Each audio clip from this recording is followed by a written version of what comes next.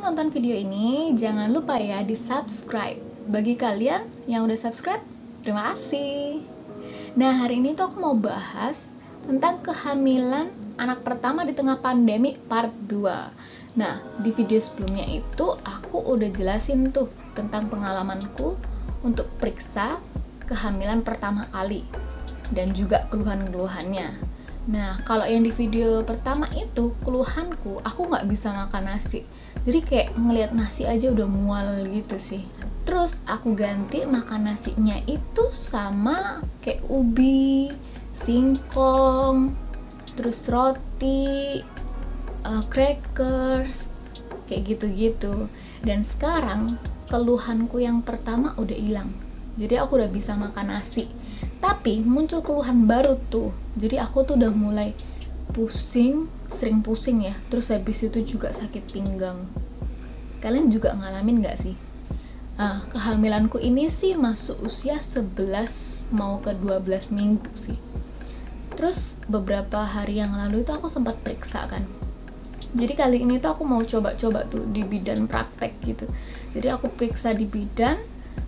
Terus udah diperiksa, dikasih obat kayak gitu-gitu. Terus bidannya kan tanya kan, keluhanku masih mual nggak gitu. Oh udah enggak bu, aku bilang kayak gitu kan. Terus katanya, ih luar biasa banget ya, udah nggak mual, cepet loh gitu. Cuma berapa minggu mualnya? Aku jawab aja 2 minggu kan, 2 minggu mual terus sampai nggak mau makan nasi, lihat nasi aja itu udah pusing gitu-gitu. Terus katanya, ih cepet loh ya, termasuk, dan bidan itu tuh sempet cerita-cerita sih sama aku. Ada tuh ibu-ibu dia bilang kayak gitu. Itu tuh sampai ngalamin hiperemesis gravidarum. Jadi hiperemesis gravidarum itu mual muntah berlebihan dan itu terjadi sepanjang hari. Lah, kalau misalnya mual muntah itu secara terus-menerus terjadi, itu bisa ngakibatin dehidrasi gitu. Dan ibu ini itu sampai dehidrasi lah. Akhirnya ibu ini pun ketika datang ke bidan tersebut, itu udah kayak pucet banget. Bidan itu ya yang cerita. Jadi itu pucet banget, terus habis itu lemes. Ya udah, akhirnya bidan itu infus lah gitu. Terus habis itu kita juga sempet cerita tuh kan tentang ada tuh ibu-ibu pasiennya yang lain gitu. Itu tuh dia sempet periksa ke rumah sakit, periksa kehamilan ke rumah sakit.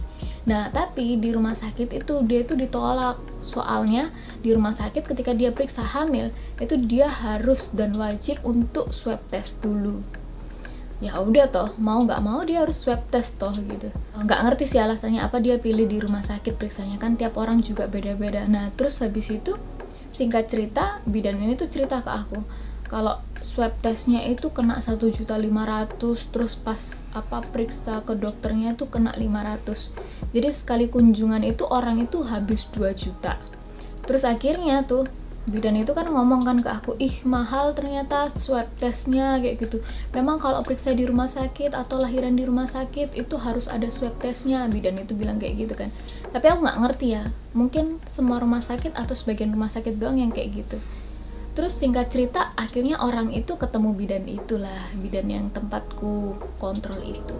Terus ya udah deh, kayak gitu kita cerita-cerita banyak. Terus juga aku pernah dengar sih beberapa hari ini atau minggu ini ya, ada berita tuh yang ibu nggak bisa swab test, akhirnya disuruh bolak-balik dan akhirnya bayinya meninggal di dalam kandungan itu.